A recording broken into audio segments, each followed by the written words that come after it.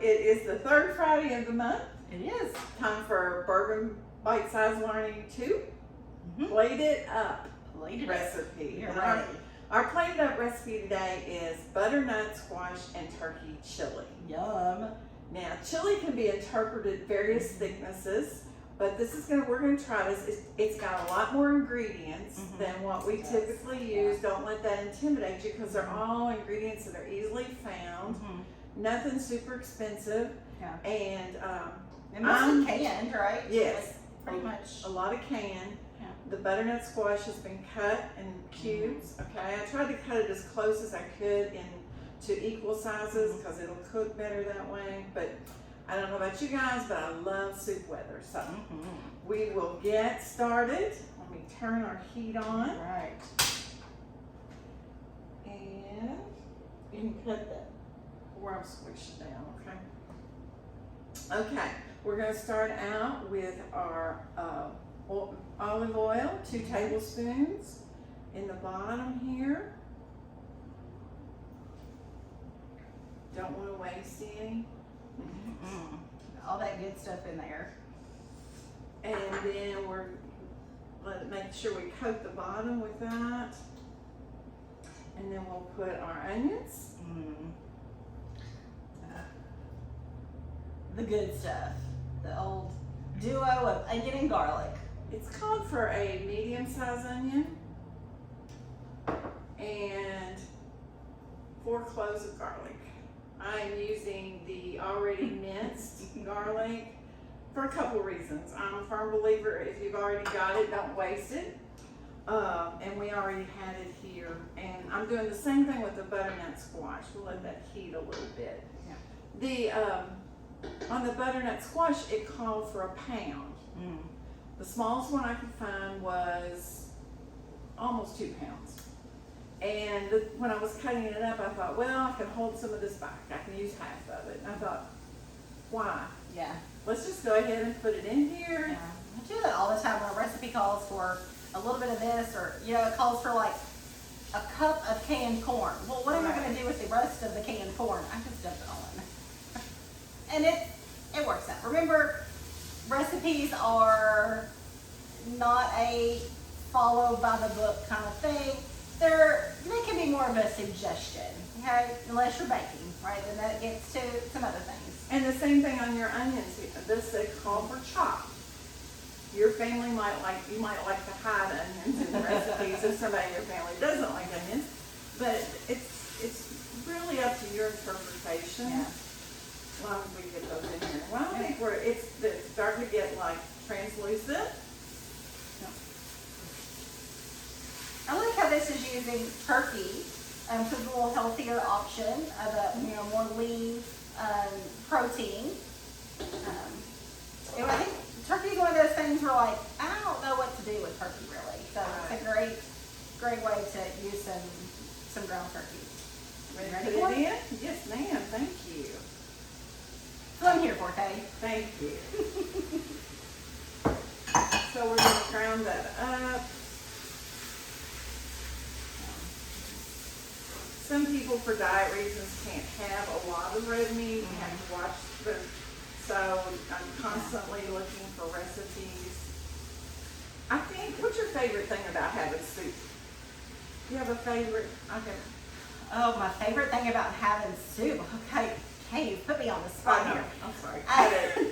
No, it's fine. Let's see. Oh gosh. One, I do like soups because a lot of times I can pre-make them and just kind of have them ready to go, and I'm not having to do a lot. They're just super easy and very filling.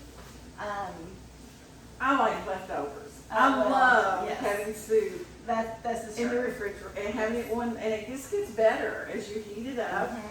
And knowing the next night, or I usually skip a night and go back to it. Going home knowing I don't have to do any prep work for dinner. So that's because most of the times when you're making a pot of soup, it's gonna make more than one meal unless you have a real big family. Or you can very easily double a soup recipe, or just add more liquid to it and more broth to it or something. And soups are great. I think soup in the crock pot Sunday, we had chicken fajita soup, Oh, yum. and then had leftovers for Monday night for dinner. So that's always great. Monday night, if I don't have to cook dinner, that's a winner. That's, yeah.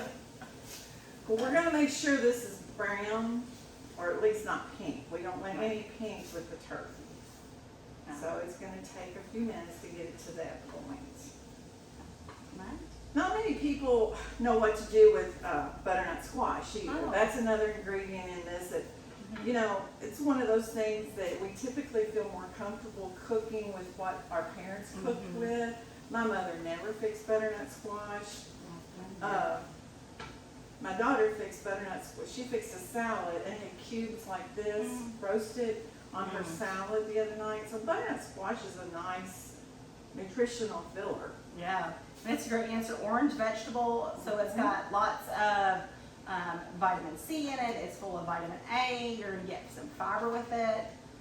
So it's just a great, and it's plentiful. You know, it's a winter squash, so it's gonna be available this time of year and less expensive than maybe some other vegetables that are not in season. It smells so good already. Just a little bit that is in that pot already. So I can't wait for everything else to go in for the finished product of this.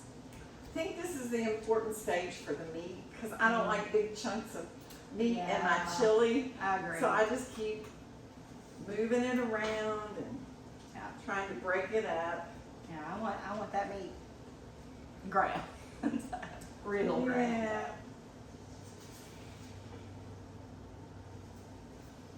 Talking about getting the butternut squash, it is available pretty much year round. An interesting thing I think is that the quality's pretty good year round. You know, Yeah. sometimes like with fresh fruit, it's better during when it's in season, but It stores a long time too. You get a good storage life out of butternut squash, and this is a way to use it that's not like a sweet way. I know a lot of people like will roast it in the oven with like sugar and cinnamon, you know, much like maybe you would a sweet potato. This is very similar texture to it and flavor. So this is just a little bit a different way to have a butternut squash. Okay, we've got our turkey all ground in pieces. Look, you can see there's not any pink left. Stir it around here a little bit to make sure. And then we add in the butternut Then we're gonna squash. add in our squash. I think we're ready. I don't see any pink. All right. I will tell you, in cutting this up, I had orange fingers when Oh, it was yeah. over. So, That's the carrots. keratin cut out. Yeah. I think of that with carrots, but I just didn't think about it with the squash. No. Okay, and we're gonna add the broth. Chicken broth, 1 cup of chicken broth.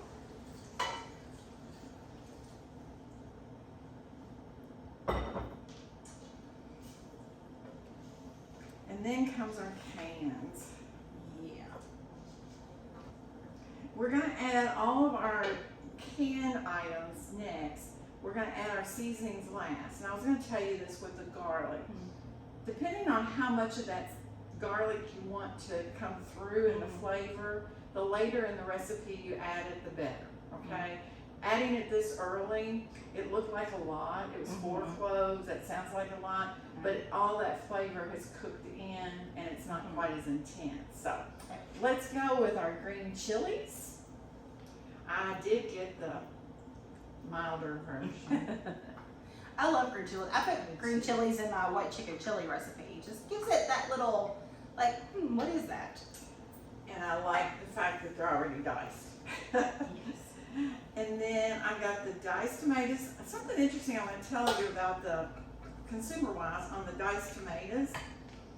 You know, we get hung up in getting the cheaper brand, and we typically think that's the store brand. When I was shopping for these tomatoes, the brand name was less expensive than the store brand. So you've got to be careful because sometimes we get into habits of just reaching for that store brand and not making comparisons. comparisons. But Yeah. And especially this time of year, I think as we get closer to the holidays, a lot of the name brands will start to put their stuff on a little bit of a sale. So, and you know, and I'll be honest, it depends on how much of a hurry I'm in as to how much I check it out. But it was a lesson. I thought, oh, I wonder how long it's been that way.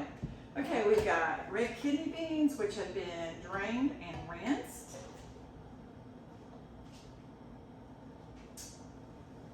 This is looking good. And we've got hominy, which has been drained. It's not been rinsed, but it has been drained.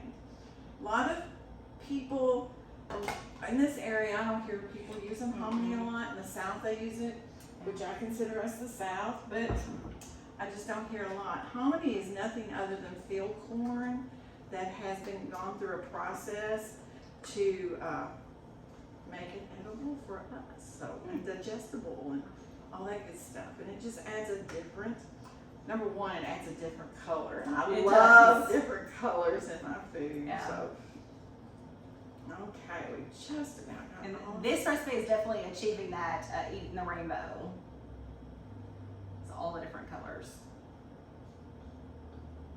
And you know, that first step when we brown the turkey and cook the onions and the garlic, we could have done that in a skillet, but we would have an additional thing. Yeah, and if you know anything about us, We don't like to do dishes. we don't like to do dishes. We love a one-pot meal. So, yeah, why make that extra work on yourself? Now,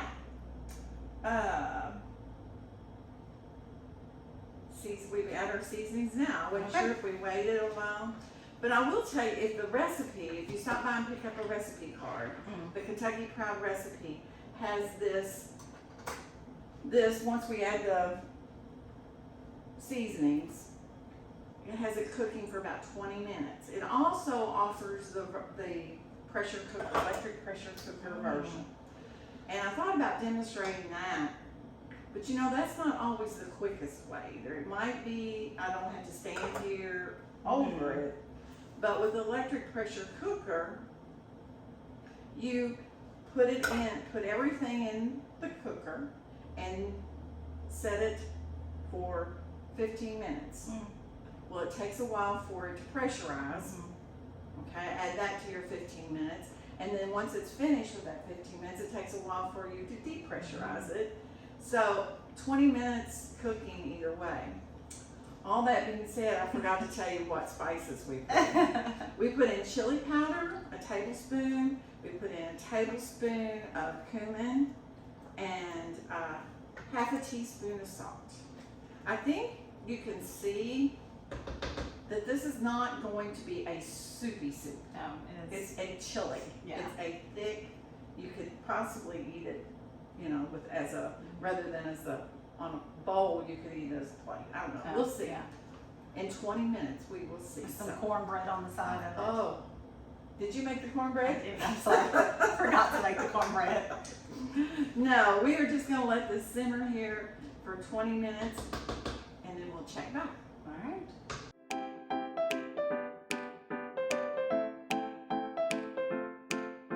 Okay, it's been about 20 minutes.